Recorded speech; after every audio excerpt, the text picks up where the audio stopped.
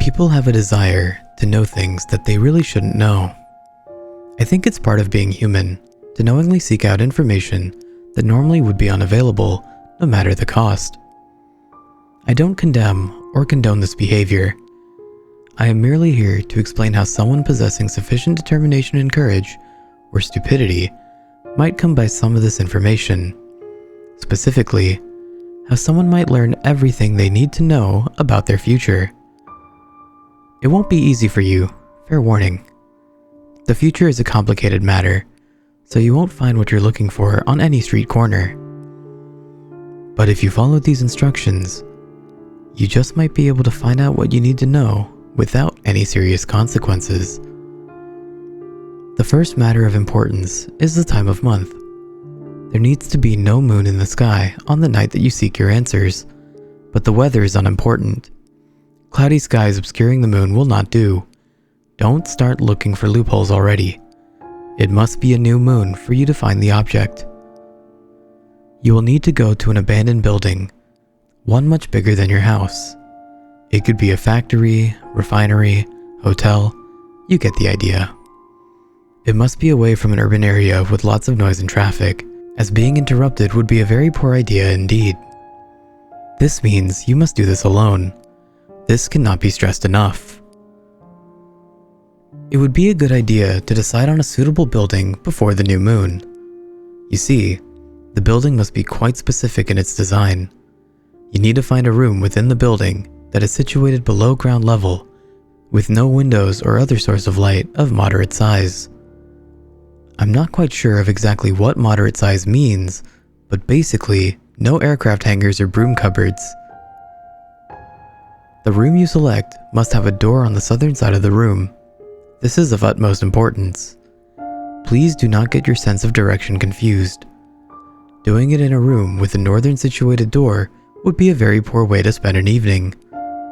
The room must have a storage unit of some description in it, possibly a desk, drawers, cabinet, or sizable box. The storage unit must have been in the room already. Do not bring any such item in with you. Whatever you do, until it is a new moon and you have committed fully to your quest, do not open the storage unit.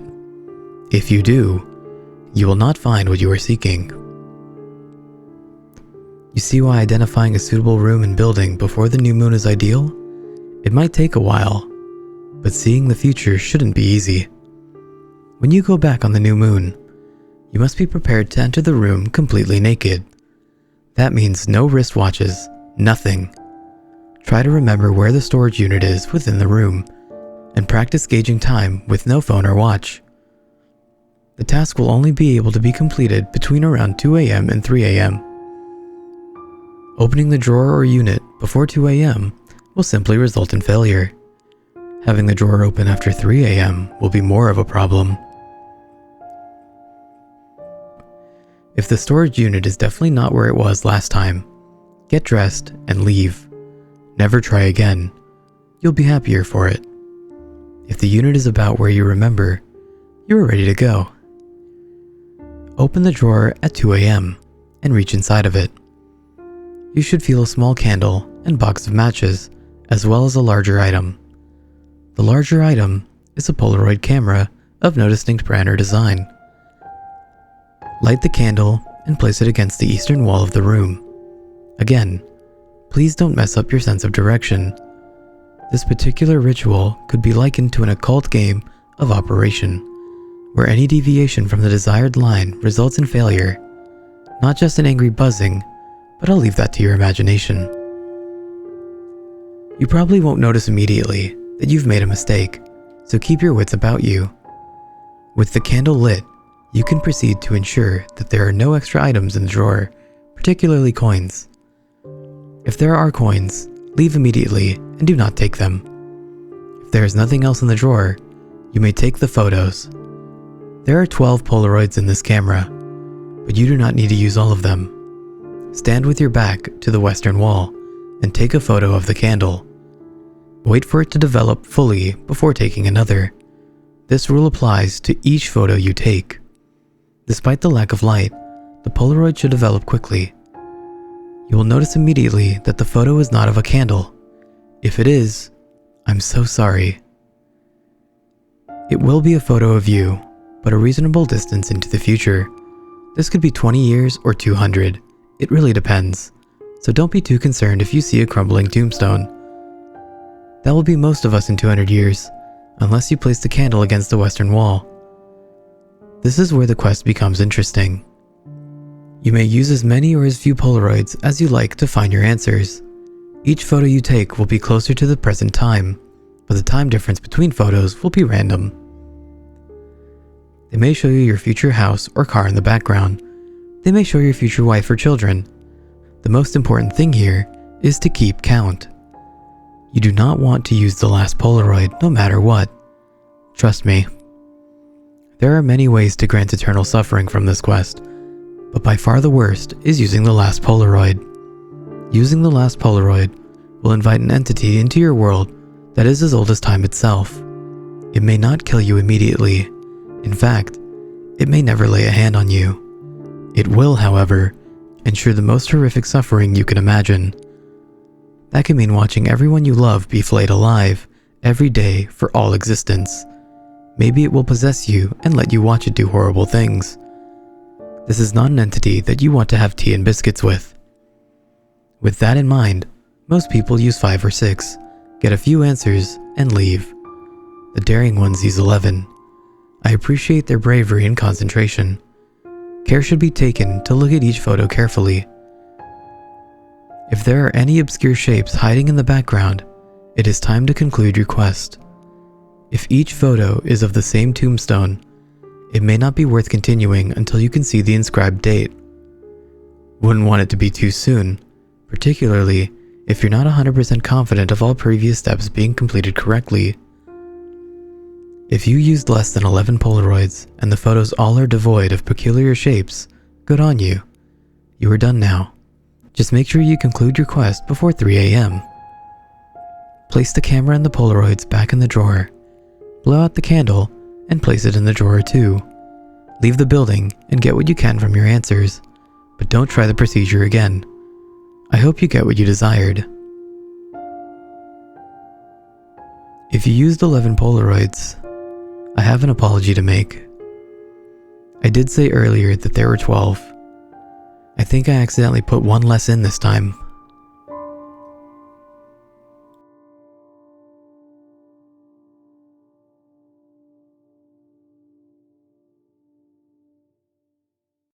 Both my parents were surgeons, and I used to talk to furniture.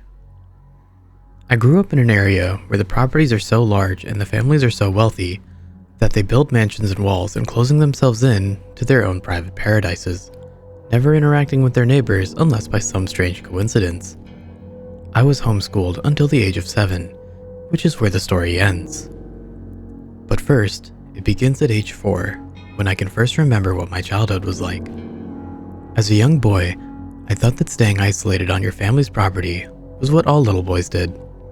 Whenever one of my parents would go out, I'd ask to join, but they'd shake their heads explaining that only adults left home, and only in very, very dire emergencies. Aside from this, I never wanted for toys or activities and developed what my parents described as a wild imagination. I began creating relationships with our household furniture, spending days conversing with them and naming each and every one. My parents seemed to indulge my imagination more and more, increasing the amount of furniture in the house dramatically. My father always considered himself somewhat of a handyman and often explained to me his love of constructing things and how he had handcrafted certain pieces. So 3 years ensued of deep emotional relationships I developed with the furniture in my home. Arnold was a soft sofa in the living room that seemed to move up and down as I'd recline on him reading my books. Sophia was my bed that shifted ever so slightly, rocking me back and forth as I slept. Sometimes I can even hear her humming softly. When I'd lay my head on the table in my room, Claudio, I could hear palpitations and rhythm to my heartbeat. I constantly spoke with Theodore, a rather small chair that was very responsive to me, making humming sounds and strange vibrations even when unprompted.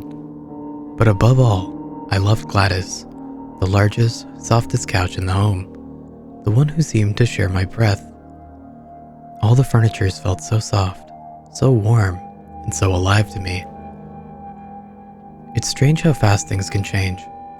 It was a Monday, my 7th birthday, and my parents were in their workshop constructing a new piece of furniture as my present. A woman had gotten lost driving through the town, and although our gates were sealed shut, she managed to push her way through. She knocked on the door lightly, and I jumped up, having never heard someone approach the house before. When I opened the door, her expression changed to horror. She sniffed the air and gagged. Then she picked me up and began to run. Tomorrow I turn 27, and I've been rolling over in my mind if I should sit in the gallery while my parents are executed. The headlines had labeled them worse than Karl Brandt, having reconfigured 167 people by my 7th birthday. They were never branded as murderers because no one died, but it was much worse than that. 167 people to make 71 pieces of furniture. That's 664 limbs, reassembled in formations no mind should conjure. Sometimes people think I'm a Buddhist. There is no furniture in my apartment. Both my parents were surgeons, and I used to talk to furniture.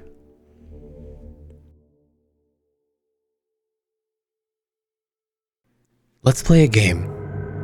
Get a small group together. One as evenly divided amongst boys and girls as you can, or all of one gender. Make sure to say whatever you need to say to each other before you start. After this, you won't get another chance. This game isn't for the faint of heart, and it isn't for the frail in spirit. If you do not think you can handle it, now is the time to back out. Meet in any park, woods, or abandoned complex as close to midnight as you can, on a night of the new moon. Be sure, wherever you choose to meet, that it is some place you all know very well. You will need every advantage you can get.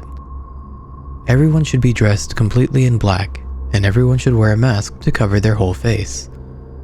If any of you stand out from the rest of the group, or your masks don't cover your whole face, the game will be over quickly. To be extra careful, it is best that all of the clothes be new, bought on that day if possible, and nobody be able to recognize each other.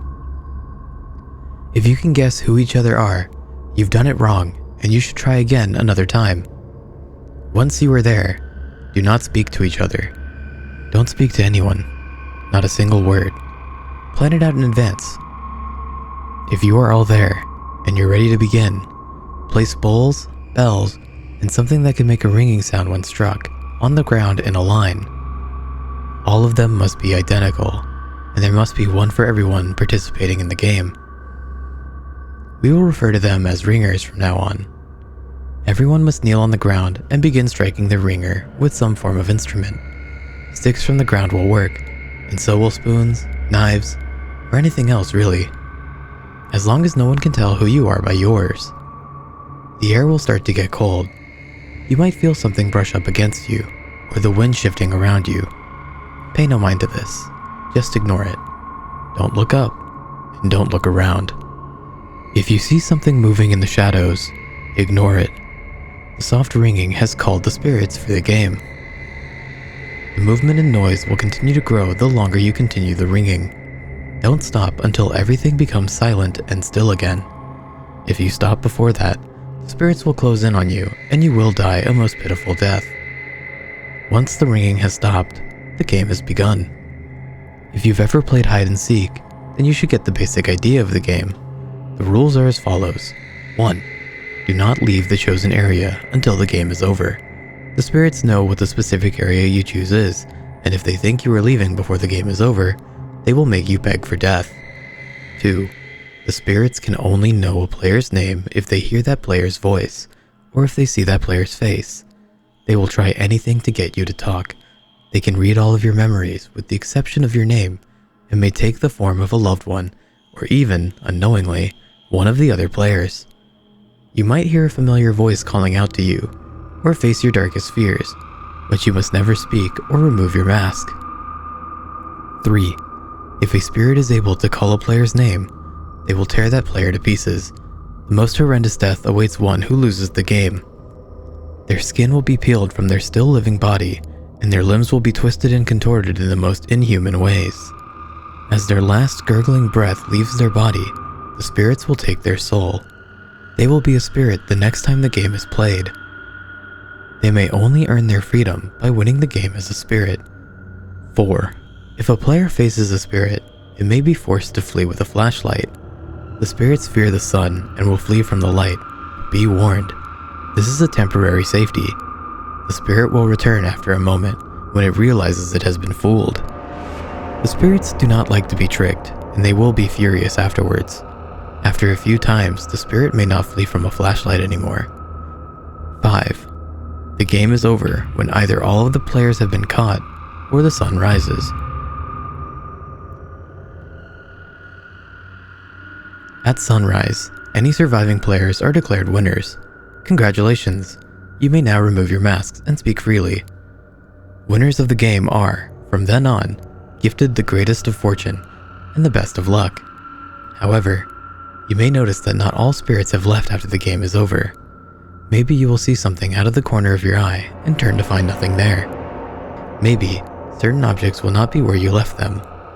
Maybe you will notice a few more things going bump in the night. You should start preparing, because the real game has only just begun.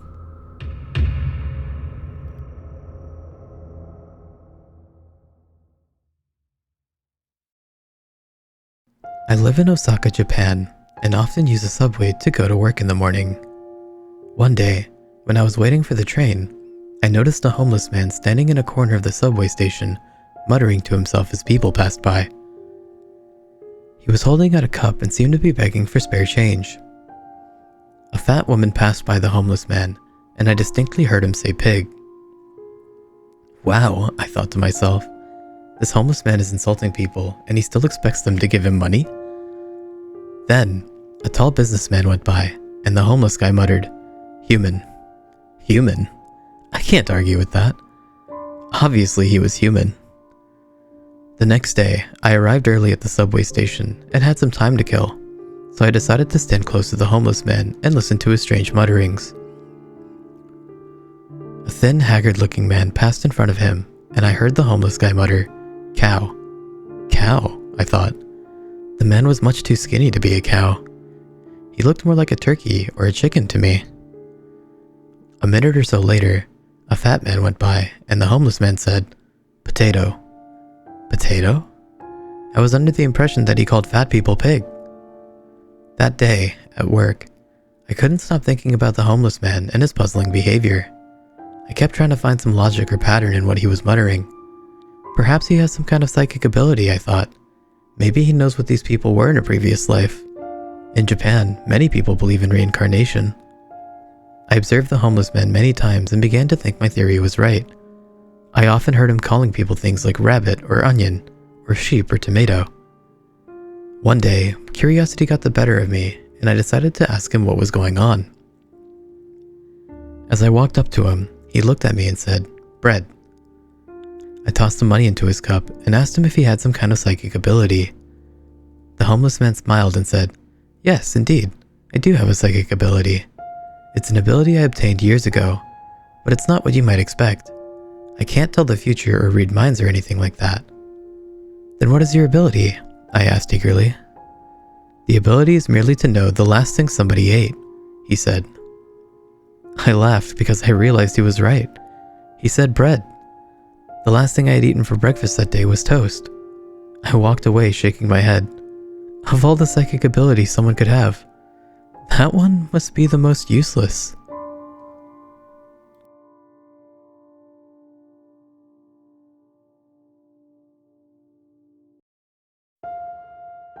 If you are ever in an area of absolute quiet, still your breathing and move not a muscle.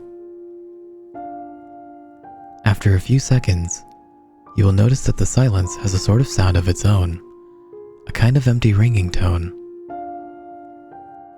This is nothing unique. Everyone will hear this, given the proper setting.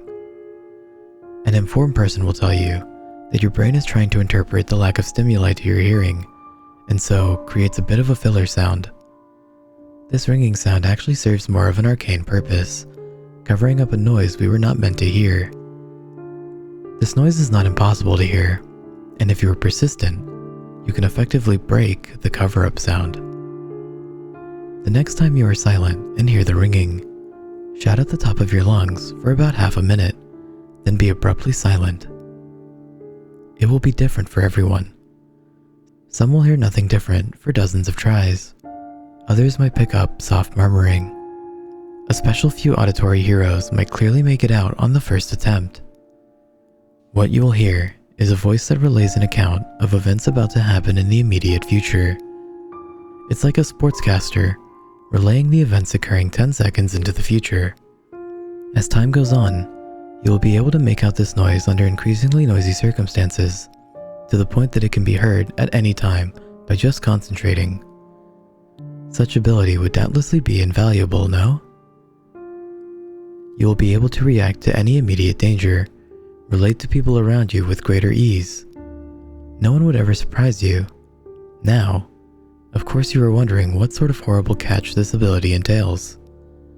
Perhaps the tone of the voice is so horrible that it'll drive you mad, or maybe the voice will only predict your death over and over again. Of course, this isn't the case though. It's a normal voice. Your ears receive it no matter what, and it's simply a matter of noticing. But there is a danger, for you see, where there is a voice, there is a body. And just like you will notice new sounds, so shall you notice new sights. More importantly, you will be noticed.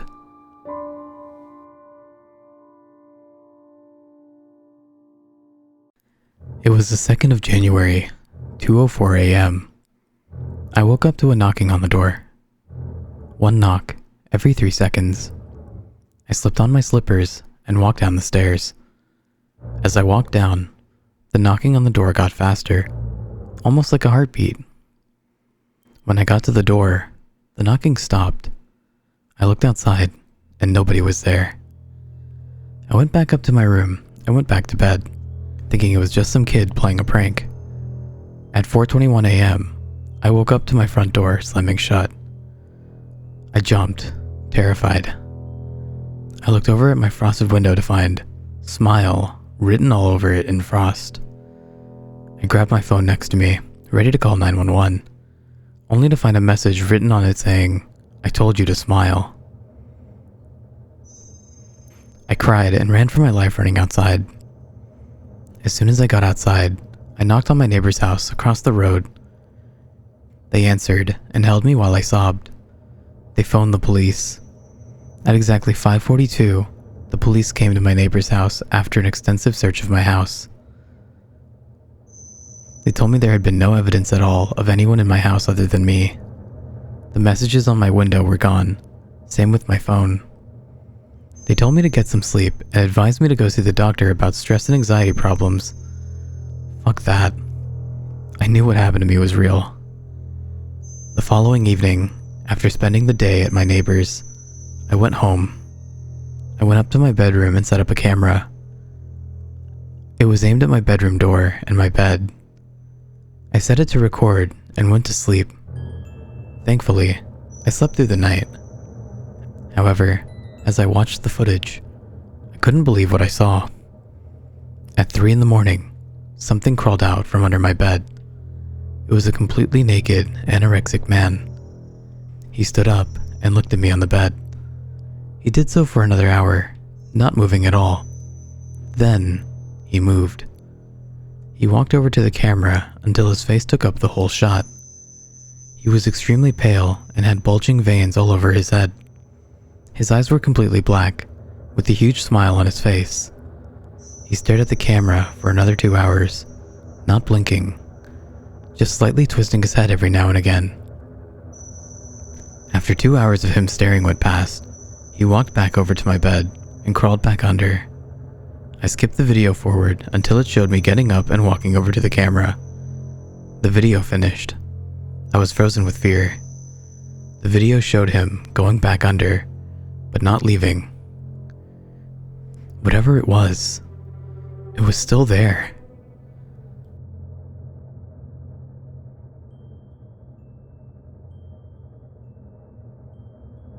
I'm very worried about my son. More than worried at this point. Terrified. His behavior these past few weeks is not normal. not healthy. It makes me think there's something wrong. At first, he would just come in and stand in the doorway. He did this at night, just before I'd be ready to fall asleep. I'd roll over to turn off the lamp, and he'd be standing there, in the doorway. I used to try to speak to him. I don't do that anymore. He never has answered me. He just stares. A couple of days ago, he graduated from standing in the doorway to coming in and sitting on the bed. He still doesn't speak. I've asked him what he wants. I've asked him if anything's bothering him. It's not like him to be so quiet. He usually waits until my wife is asleep. That's the part that gets me. She always falls asleep before me, and he has never come in when she's awake. But then, she didn't have a hand in this. If something doesn't change soon, I don't know what I'm gonna do. I'm starting to feel like he knows that I'm the one who killed him.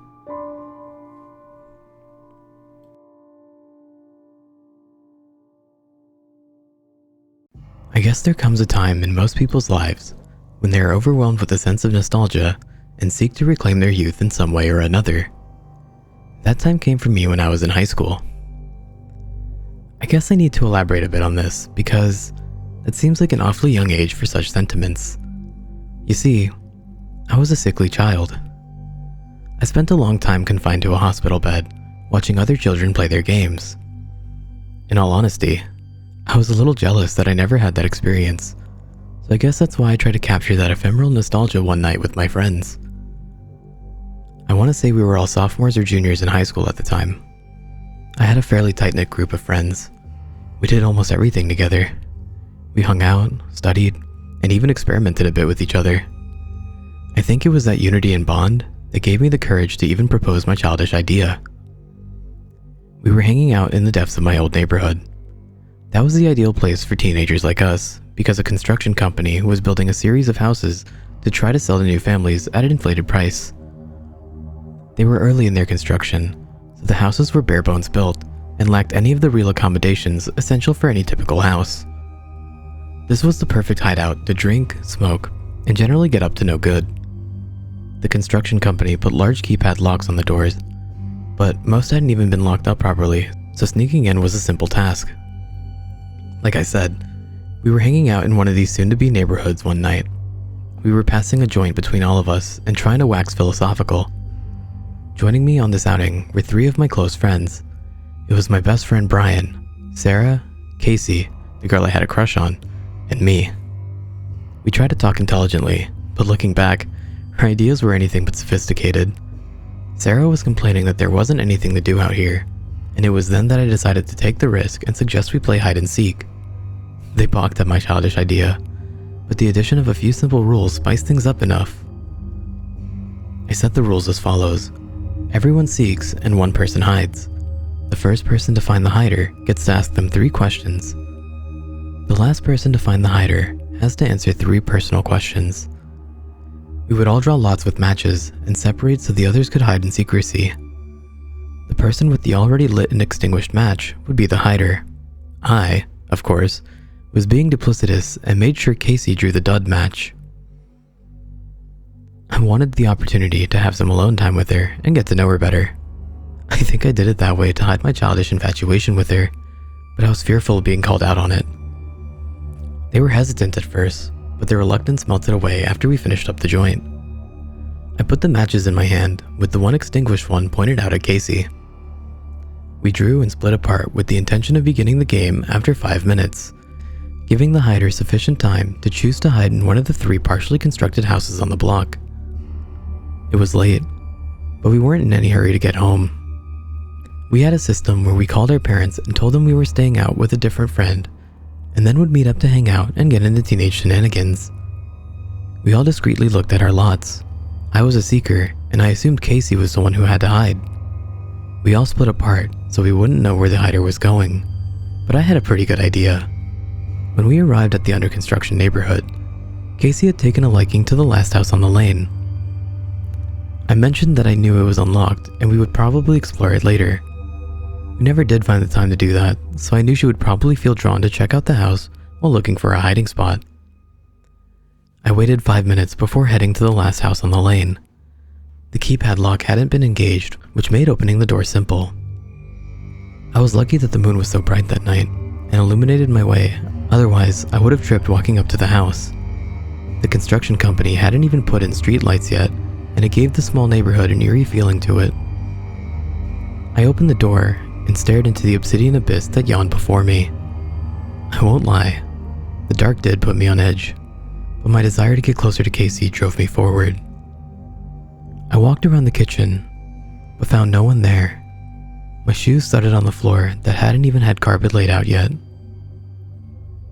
I searched the first floor, but had no luck. I was beginning to wonder if I could ever find her in this darkness. The windows had been set, but were covered in particle board to prevent animals from sneaking in and setting up residence. I went upstairs with my hand running along the wall to steady myself since there wasn't even a banister built in yet. I remember thinking to myself that this house was a death trap, with its exposed wiring, lack of banisters, and sheets of plywood lying around. The master bedroom was empty, but just as I was about to give up hope on finding her, I heard the floor creak as someone moved around in the room next to the bedroom. I followed the sound, and as I strained my eyes in the darkness, I could see someone sitting in the middle of the unfurnished room. My heart started to beat in a rapid staccato. I had found her. I sat down a few feet away and loudly proclaimed, "I found you, so I get to ask 3 questions." She started at the sound of my voice, but seemed to calm down as I continued talking. I was so eager, and looking back, I also realized how stupid I was being. You know what people say, hormones are the strongest mind-altering drug on the planet. There was only one way to make sure it was Casey and not Sarah. I asked, "Have you ever had sex?" There was a pause that I chalked up to a little bit of embarrassment.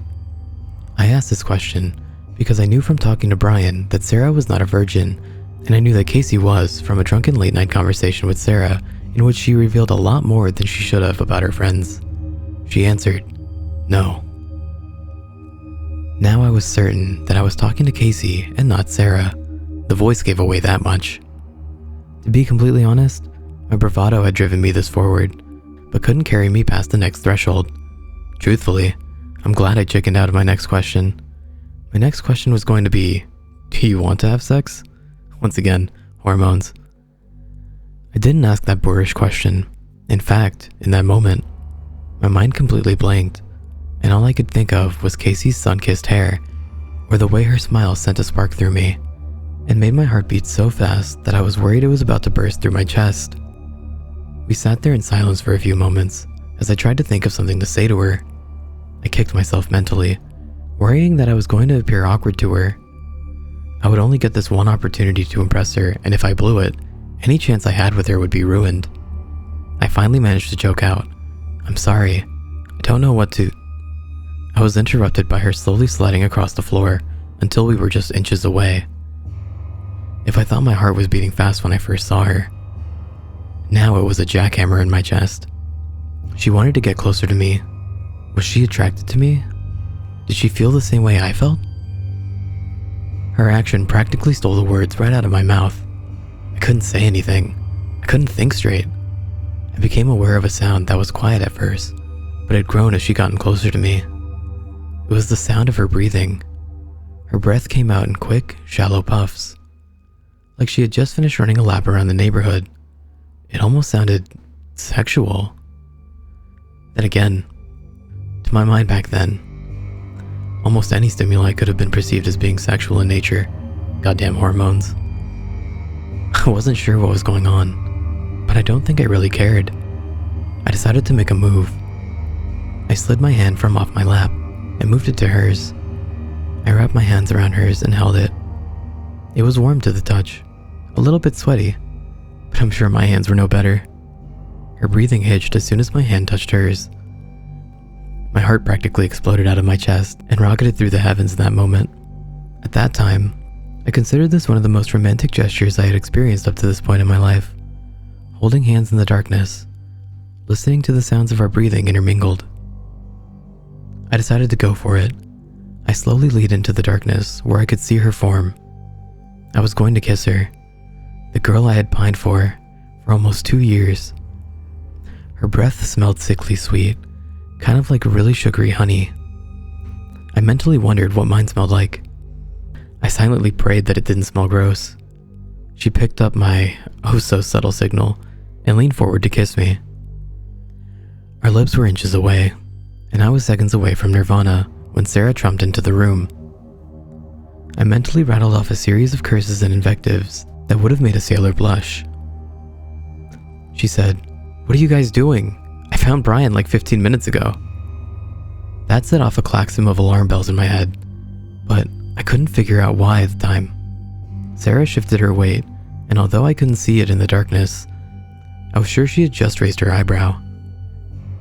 "What have you two been getting into while we were playing your kids' game? I understand, but don't make us jump through hoops and send me off tromping around in the dark looking for Brian while you two canoodle." I asked, dumbfounded. "Brian was the one hiding?" Sarah nodded in answer. "He was sitting out behind a house. He's horrible at hiding. We got bored and decided to look for you two." Something wasn't right. I had found Casey sitting in this room. If she wasn't the hider, why was she sitting up here by herself? I started to feel a cold sweat forming on my skin. Something was definitely wrong here. Brian was the final straw. He stepped into the darkness and I recognized his voice. He had a way of talking that made anything he said come out in a resounding and booming tone. His voice reverberated. "Did you find him, Sarah?" "I found Casey." His voice died out as I finally managed to voice the second question that I should have asked at the very beginning. Do I know you?" The voice softly replied, "No." But the word was so pregnant with emotions that a shiver rattled through my body. Casey wasn't in the room with us. She was outside the house. Whose hand was I holding? With my free hand, I reached into my pocket and pulled out the matches we used for drawing lots. It felt like my lungs were in a vice. I couldn't breathe. I dragged the match along the floor and ignited it. The little flame was sufficient to illuminate the form beside me. Sarah shrieked and Brian practically threw himself out of the room in fright. I jerked my hand free and accidentally extinguished the light after our short, terror-filled look at the thing. In later conversations I had with Brian and Sarah, it seemed like we all saw something different in that transitory moment. Sarah swore that she saw a malformed woman that was reminiscent of thalidomide children with bent, twisted limbs and fused fingers.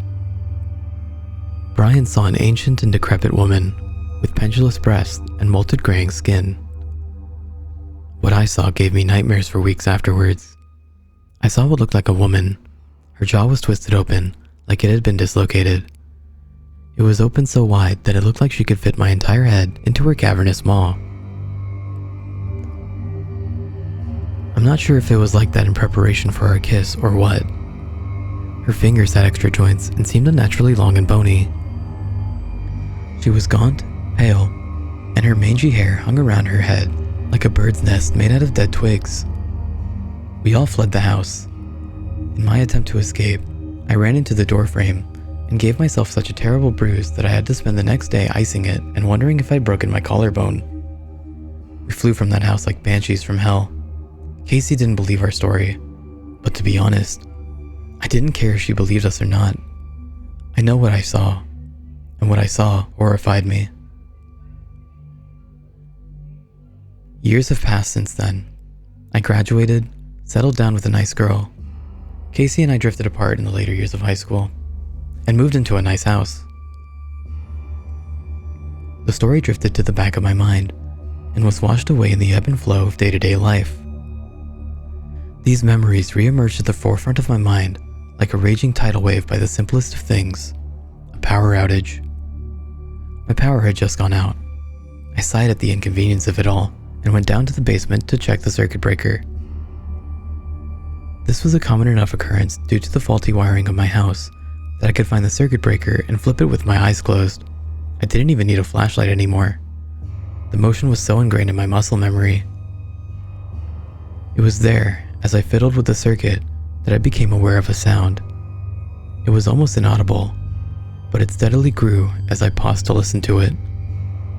I couldn't identify it at first, but when I finally placed it, the memories flooded back to me. Sitting in the darkness, my hands entwined with that thing's hand, and my mouth inches away from hers in preparation to kiss her pale skin. It was a sound of breathing other than my own, and it sounded shallow and forced, like someone enervated. I would have smiled if I wasn't so scared. It almost sounded sexual. The voice spoke, and my stomach almost bottomed out from dropping to its pit so quickly. "You have one more question to ask me." In my basement, I realized that I was no longer the shy boy I was in the dark of that partially constructed house all those years ago. I had found my voice, and I didn't need to think of the words to say. I asked my final question, already knowing the answer. Am I going to leave this basement?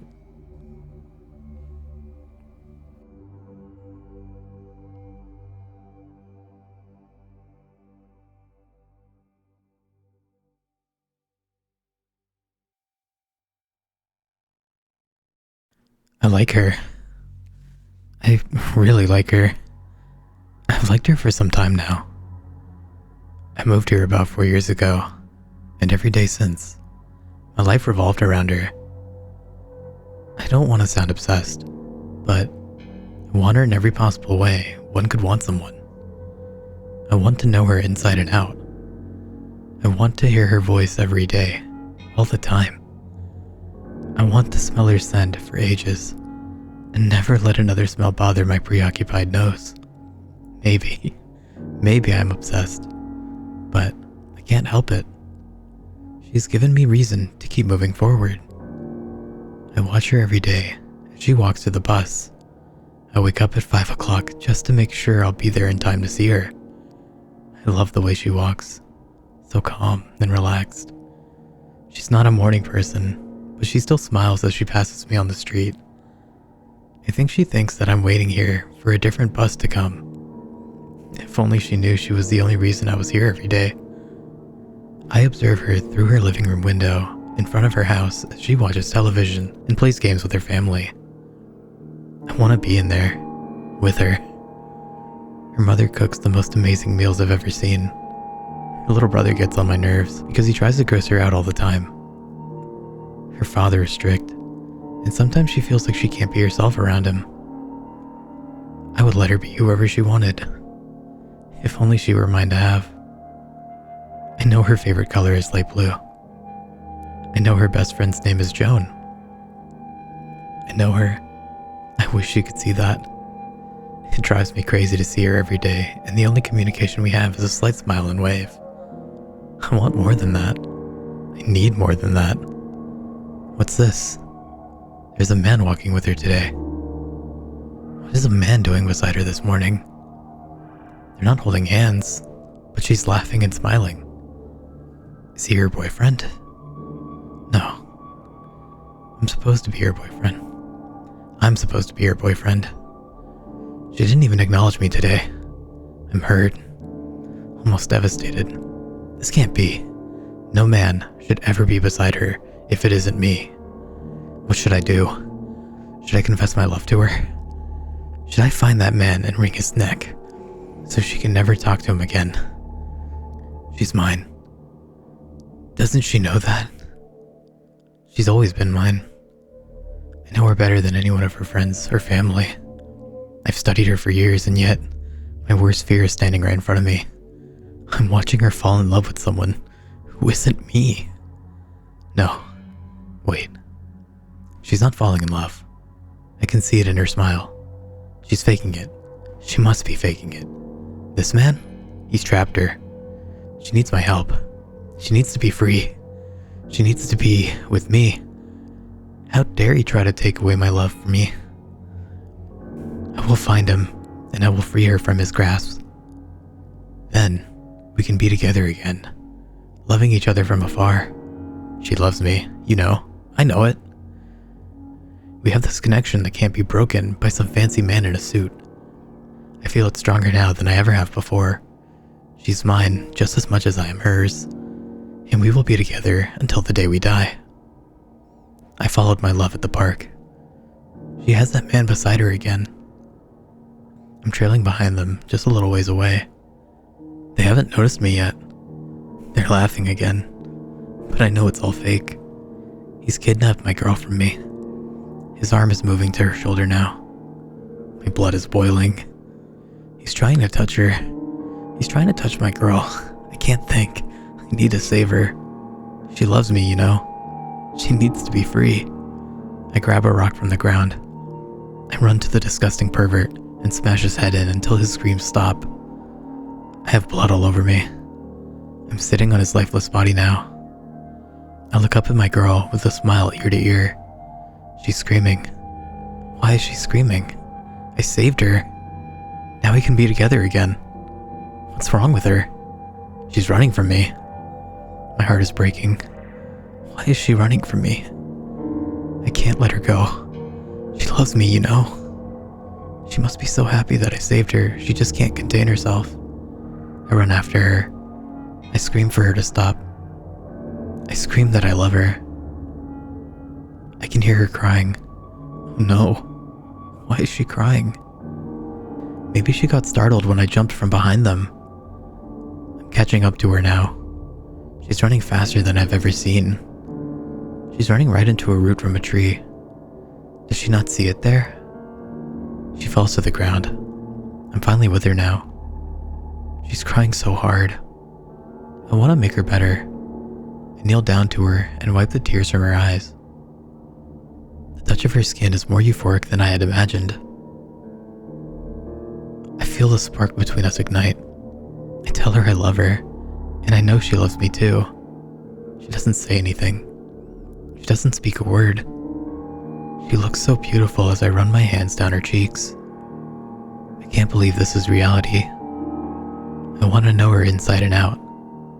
I run my hand down her neck. She's looking up at me with her wondrous green eyes. What's that? I hear her telling me to grip tighter. I start to tighten my grip around her neck. I feel her warm skin against my hands. This is the moment I've been waiting for so long. I keep telling her I love her. She's gasping for air. She's grabbing onto my arms now and squeezing. I look at her longingly. She's everything I ever wanted. She knows that I'm her savior. She knows that we were meant to be. She's telling me to grip even harder now. I begin to squeeze with all my might. I can feel her airways give in. She's not even wheezing anymore. I see her skin start to become pale. This is what she wanted. She told me. This was the only way we could be together forever. She didn't want to risk another man stealing her away. She wanted this because she loves me, you know? I lift her lifeless body into my arms. Look at my beautiful girl. No love could ever compare to the love we share. I lean in and kiss her cold lips. Now we will know each other, inside and out.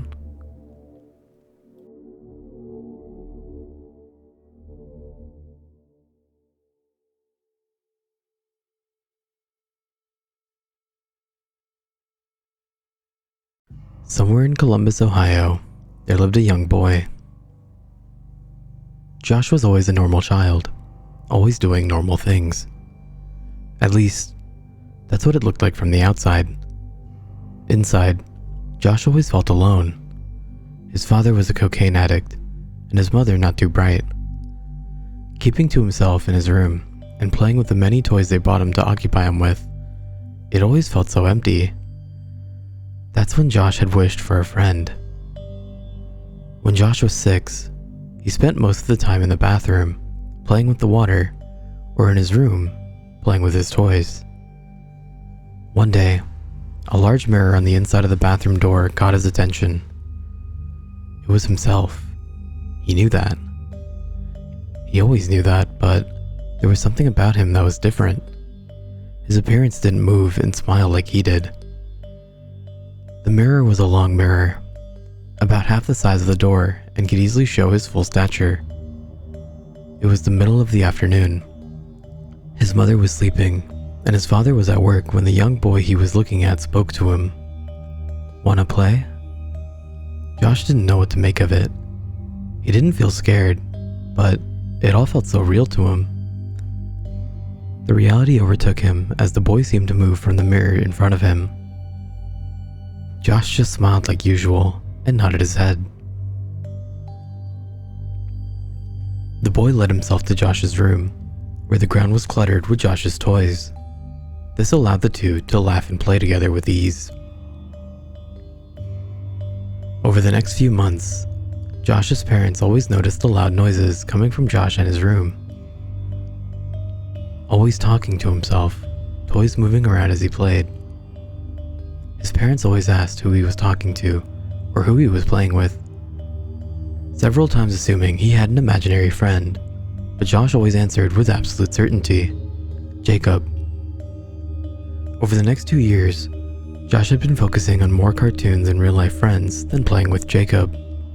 Sometimes, when Josh wasn't home, his mother could hear toys dropping upstairs. Jacob didn't appear too often, but there was always a sign that he was there, and Josh was beginning to fear his room. Josh was afraid of even being near upstairs if he was alone. When Josh turned 9, a lot of things were going wrong. He was beginning to feel others' emotions easily. However, it wasn't like empathy. It was more like feeling sympathy and sorrow. Josh was already showing signs of anxiety because of his fears, and now this new turn was worrying everyone around him. No one believed that he had had a friend in his room. Although his father didn't believe him, his father could sense the adamant fear within Josh's eyes whenever he was forced to go to his room alone. Over this year, Josh had forced himself to sleep in the living room. In the fall, Josh entered 4th grade and was beginning to forget all about his young friend. That was when the nightmares began. They were nothing serious at first. Things disappearing, his pets dying, his friends leaving. Things that one day did happen, and not too far-fetched either. But not in the way they were shown. His dreams were over-exaggerated. A lot more gory and frightening for a child his age to even think up, but he kept their existence to himself. Weeks passed, and dreams got more intense as his birthday passed. The next year came around, and everything went by normally. In March, the dreams began again, except this time, it showed his father. Someone breaking in and killing him, repeatedly mutilating his body until there was nothing left. The next day, his mother and father got into a large fight, but nothing too different. There was just so much negative energy in the air. It was as if anger and rage itself was filling the house, but still, Josh was scared of his dream and begged his mother to stay home, though she ignored his pleas. Earlier that day, Josh's uncle had dropped off a computer for his father to fix it up. It was so Josh could have it for school and socializing.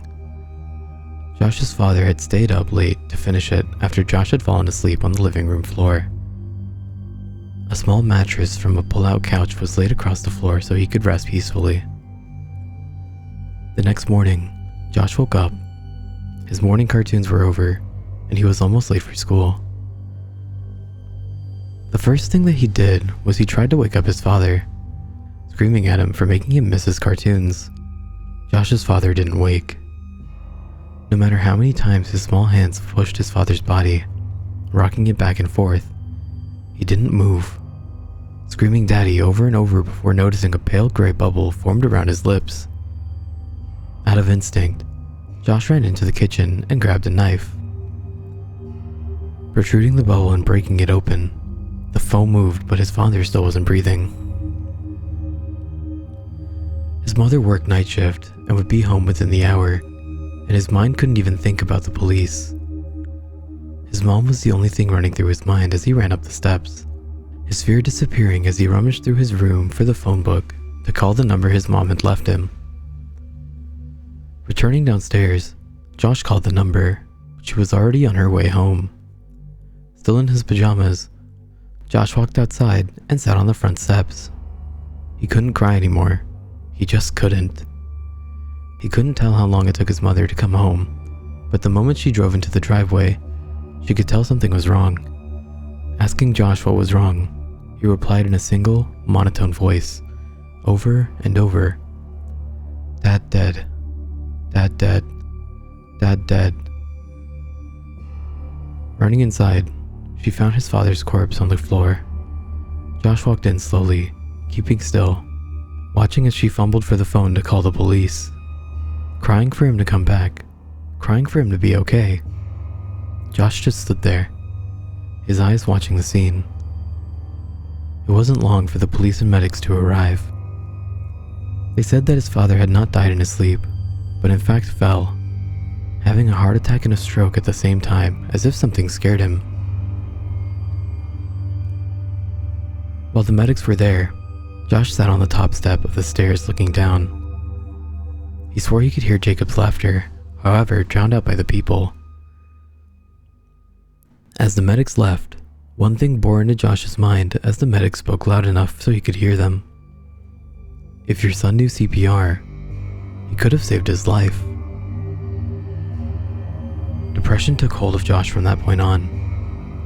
Things leaving and dying around him, disappearing. None of it could even be explained, and anyone that dated him stated that something told him to leave. Josh was forever cursed and haunted by that little boy from the mirror. The little boy now trapped within himself, forever, watching his every step. If you're ever lonely, never try to play with yourself.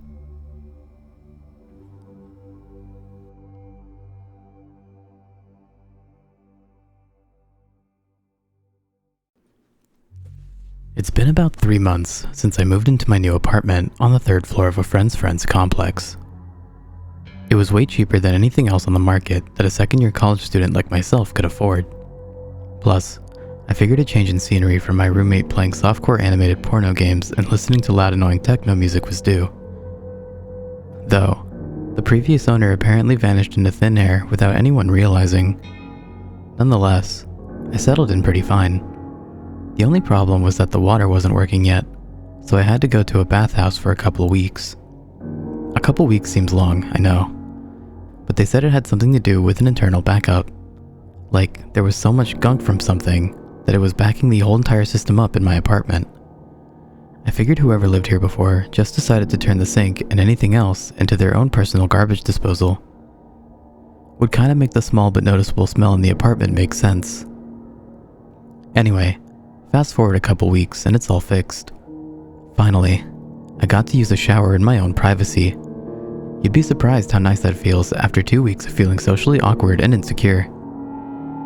After a long day on campus, I decided it was time for a nice, hot, steamy shower, and then some TV, and maybe pizza if I was feeling it. I turned on the faucet, half expecting something to ooze out, thinking they hadn't completely fixed it, but it all turned on just fine. It was actually a pretty nice bathroom, nice size. The colors didn't look like puke. I honestly don't understand why so many people think yellow and green in a bathroom looks nice. It was also pretty clean. The only thing I noticed was, while I was in the shower, I noticed something that looked like it was painted over. Whoever did it didn't do a good job, because it was chipping off and it didn't match the color scheme of the rest of the bathroom. Curious as I am, I chipped it off to reveal a small sketch. Doten a Rud. At least that's what I thought it said. It was really steamy in the bathroom, and the sketch wasn't deep. I thought it was a road or someplace someone sketched into the wall accidentally, then tried to cover up so they wouldn't get in trouble. After some of the steam in the shower went away, I looked back at it and realized it said, "Don't turn around." You know how in stupid horror movies, they tell you to not do something, and instinctively, you do it? I'm no better, because as soon as I read it correctly, a cold chill came over me, which made me turn around. I thought I had just left the window open in the bathroom and didn't think anything of it. That is, until the next day. I got back into the shower, took a glance at the writing, and did my normal routine, until I felt something staring at me. I figured it was just normal paranoia of living alone for the first time, and shrugged it off. But As I continued showering, I felt it draw closer in a sense. I turned around quickly, and nothing was there to my surprise. I thought, maybe it could have been a peeping Tom or something. Being a girl and all, that happens sometimes, right? I felt really strange when I got out of the shower, so I just fell asleep. I actually slept in and missed classes, so I figured I'd just stay home and explore. Nothing really interesting caught my eye. I found a Playboy under the bed though, which made me chuckle and remember my old roommate. Then, I wandered over to the closet in the hallway. There was a broom, mop, other cleaning supplies. I turned the light on to get a better view. Maybe find some accidental left goodies. I was always nosy. Again though, with that faint but surely there smell. But it was strong in here, and there was some red on the bottom of the walls. I figured an animal had died, or it was a cleaning chemical that stained the wall. On closer inspection, I noticed a sketch again. This time it said, "If you turn around 3 times, it takes you."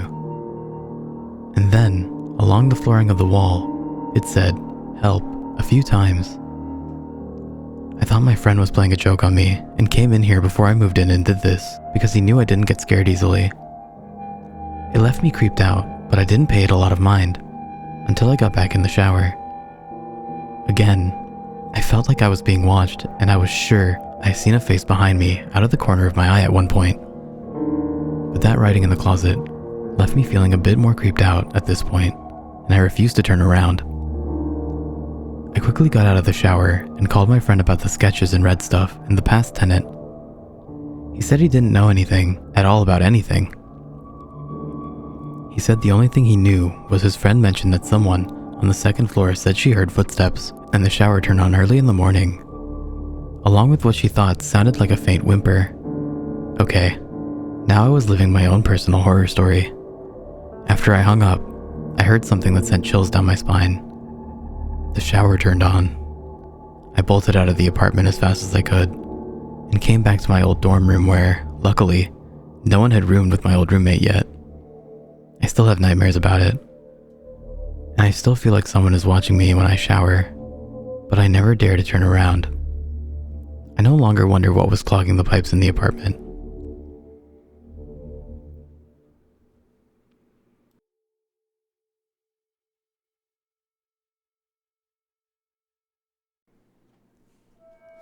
As a forewarning to all who wish to continue watching, know that what I'm about to tell you is a true story.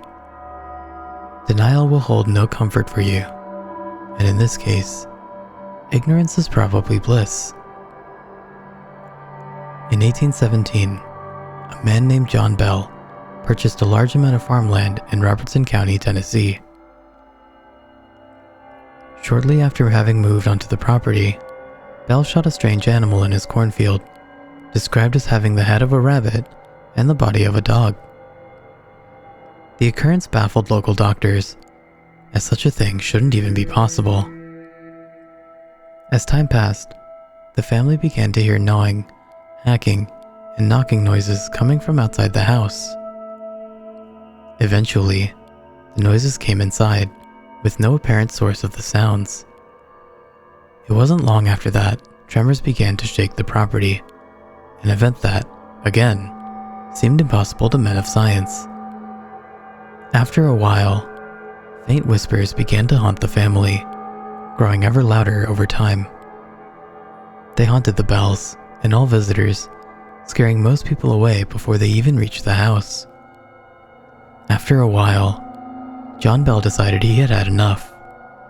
He called in a priest to try to cleanse the land. This was a grave mistake. The spirit laughed at the holy man's petty attempts to stop it and turned violent.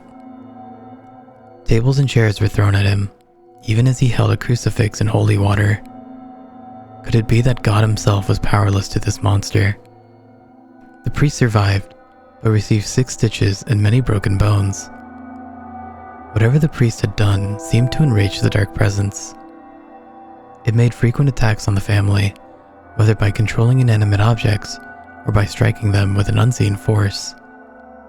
At all times, however, the family knew that they were not safe. As one can imagine, Word of these events traveled quickly. Many visited the farm to see if there were really voices and tremors, but left quickly upon experiencing either. One brave skeptic chose to stay the night and was welcomed to the guest room in the house. As he was falling asleep, he claimed to have felt a strange presence crawl up next to him in bed. Frightened, he hastily tried to use his blankets like a net and threw the presence into the fireplace.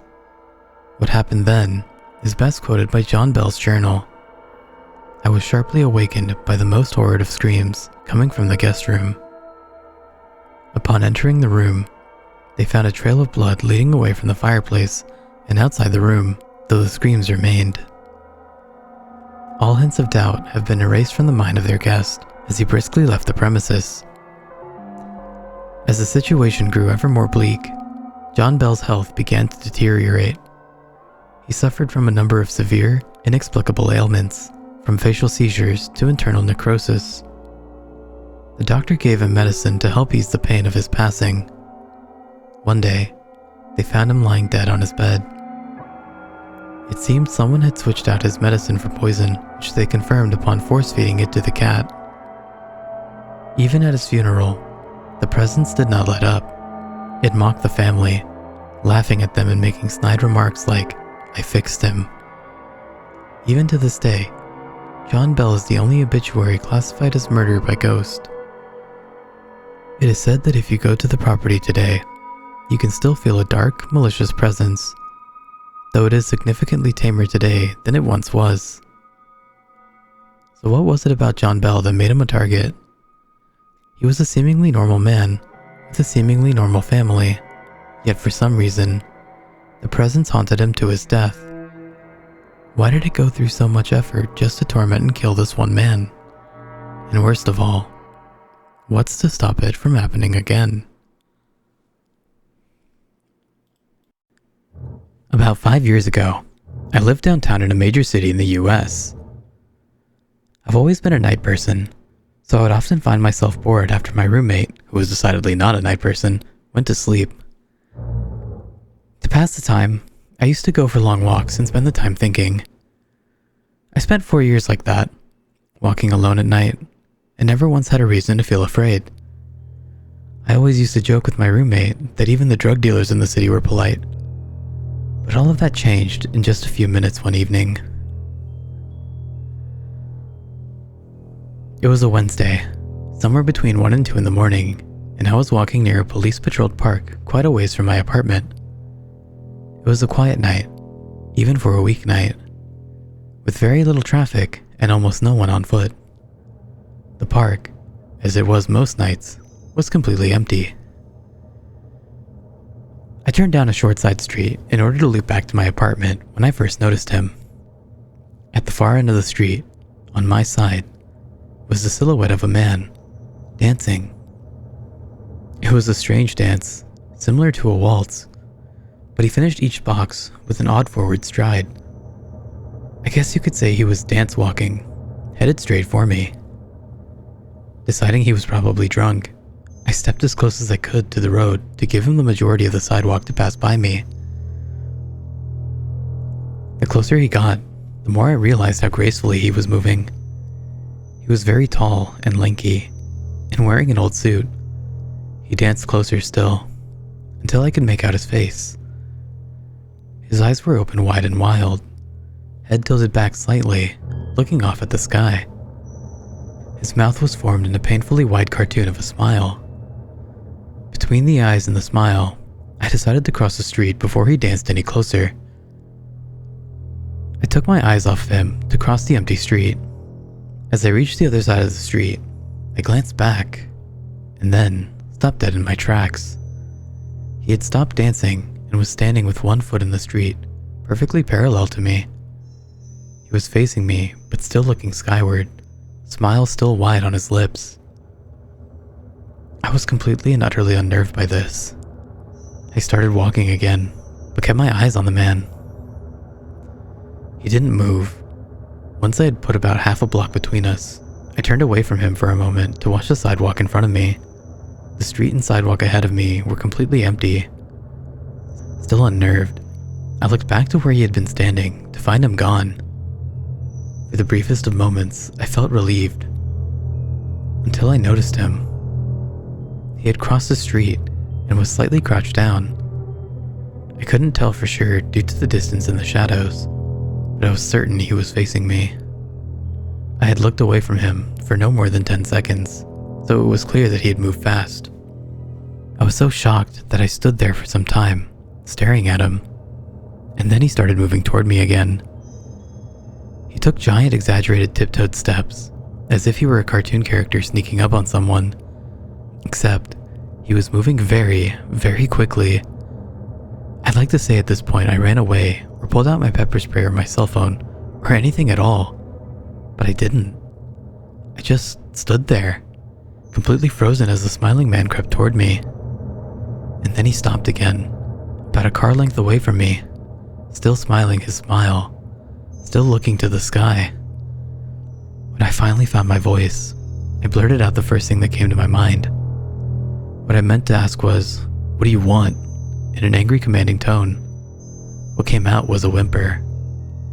What? Regardless of whether or not humans can smell fear, they can certainly hear it.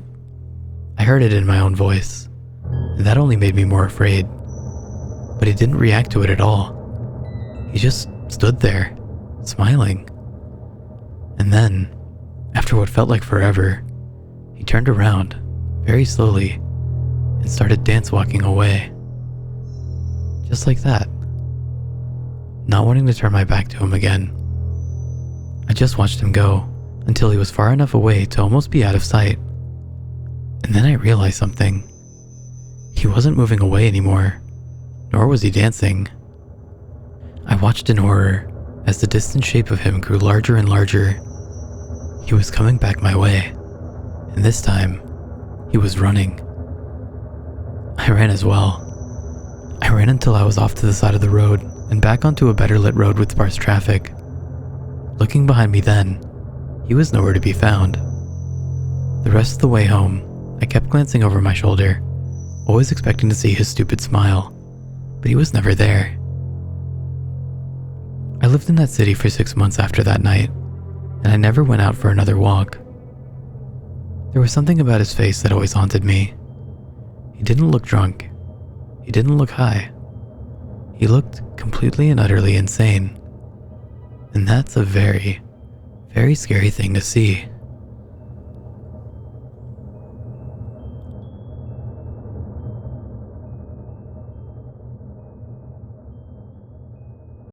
Please, don't actually try this.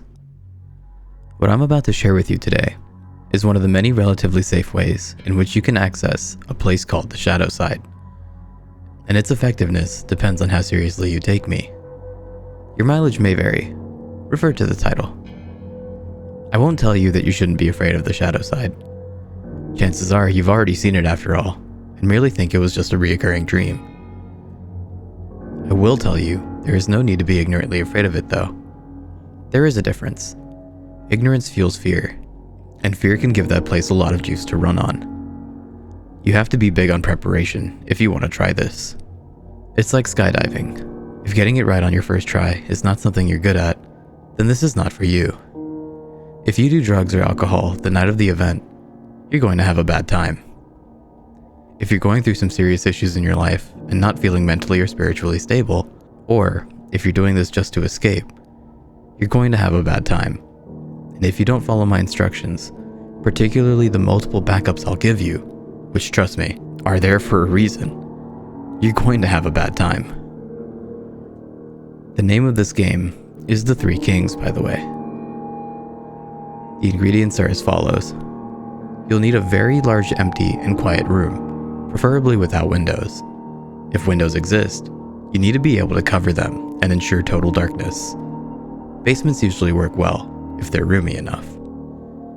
A pack of candles. You'll only use one if all goes well, and a lighter. A bucket of water and a mug. A fan. 2 large mirrors, like the one on your dresser. Don't worry, they won't be harmed. Or if they are, it'd be the least of your concerns. 3 chairs, an alarm clock, An active cell phone. Don't forget to charge the goddamn battery. A loved one willing to follow rules and go along with all this madness. And a small toy or dear object from your childhood. The setup is simple. Start setup at around 11 p.m. Place one chair in the center of the room, facing north. This is important. Place the other two chairs exactly to the left and right, facing your throne. The distance between your throne and that of your queen and fool should be about the length of your arm to each side, more or less. Place the two large mirrors on the queen and fool chairs left and right of you, facing you and each other. Try your best to have them stand at a 90-degree angle, or else you may get more or less than 3 kings.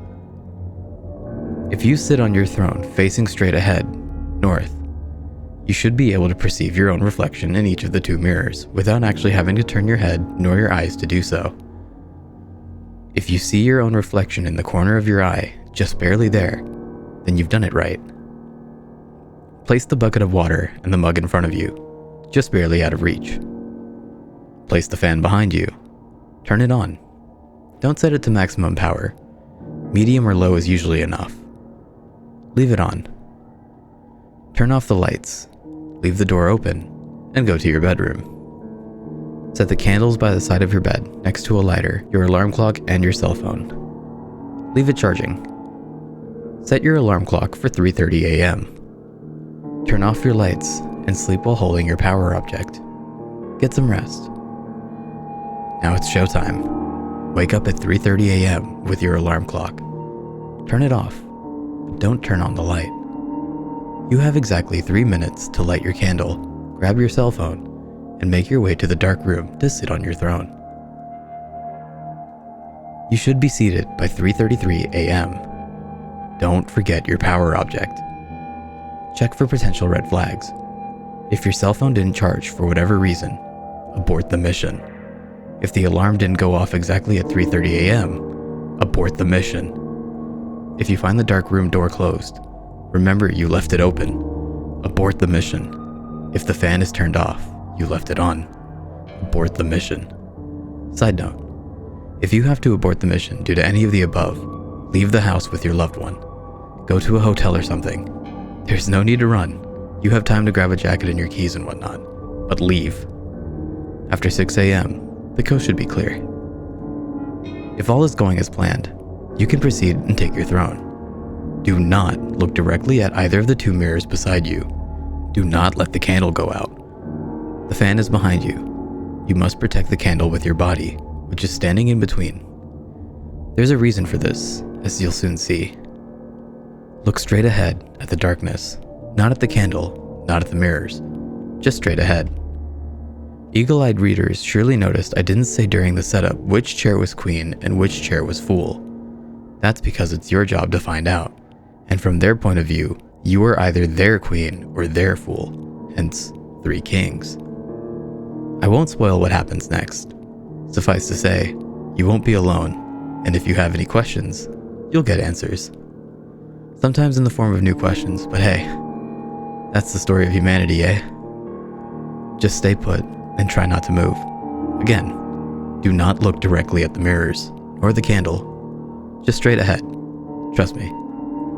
Don't chicken out either. You need to wait until 4:34. By 4:34, it's all over. It's okay to tremble a little bit. Just try not to. Not because it affects the ritual or anything. It's just a pussy thing to do while in polite company.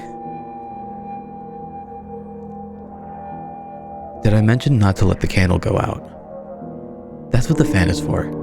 You're protecting the candle with your body. But if your body was to be suddenly moved, then the fan would turn off the candle. That's backup number 1. Your loved one is backup number 2. At 4:34, she has to come in the room and call your name.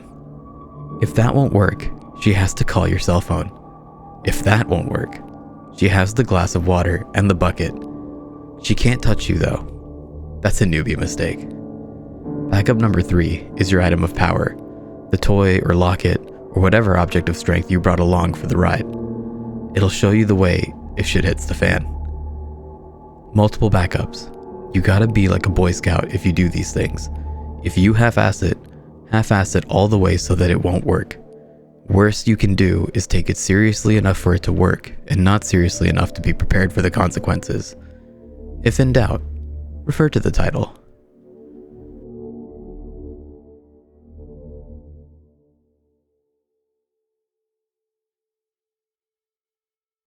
In 1984, an old widowed lady lived by herself in a 2-story house. She was completely immobile and bound to her wheelchair. Ever since the mysterious death of her husband, she required the aid of a caretaker who would visit her daily to help her with everyday tasks. What made it so difficult was the fact that the 2 floors of the house were only connected by an old and decrepit staircase. When the old lady needed to move between the 2 floors, the caretaker would have to carry her frail body like an infant up and down the stairs. One day, the police received a call from the widow. There had been a murder. Since police units were scarce at the time, and the murderer had already fled the scene, only one detective was sent out to conduct the initial crime scene report. He arrived to see the caretaker's body splayed out on the floor with her vocal cords ripped out, leaving a pool of blood on the first level of the house.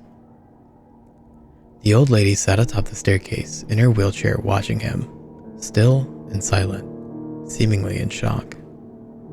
He immediately ruled her out as a suspect due to her inability to move up and down the stairs, and because she was trapped up there at the time of the murder. It was similar to the death of her husband, who had suffocated in his sleep on the couch downstairs many years ago. The detective put on his gloves, took photos, swabbed for evidence, and covered the body until the coroner arrived later. All routine business. He scoped the entire first floor for any clues, then asked the old lady if he could look upstairs. She insisted that she was upstairs the whole time, and no one apart from her had been up there that day. Regardless of this, the detective ascended the staircase, to which she slowly and hesitantly moved aside.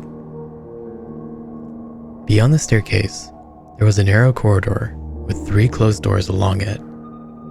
He checked behind each of the doors. The empty bedroom, nothing. The bathroom, nothing. He became anxious as he slowly made his way to the final bedroom where the old lady slept. He opened it and everything looked normal. A bed, a wardrobe, and a bedside table with a lamp. He checked every wall of the room in horror, as it was not what he discovered, but it was what he didn't discover that made him stop dead in his tracks and slowly reach for his gun in its holster. It was a detail so minor that they had completely overlooked it on the last investigation of the husband's death. There was no phone upstairs. He suddenly heard a noise. He withdrew his gun and rushed out of the room, only to find an empty wheelchair atop the stairs.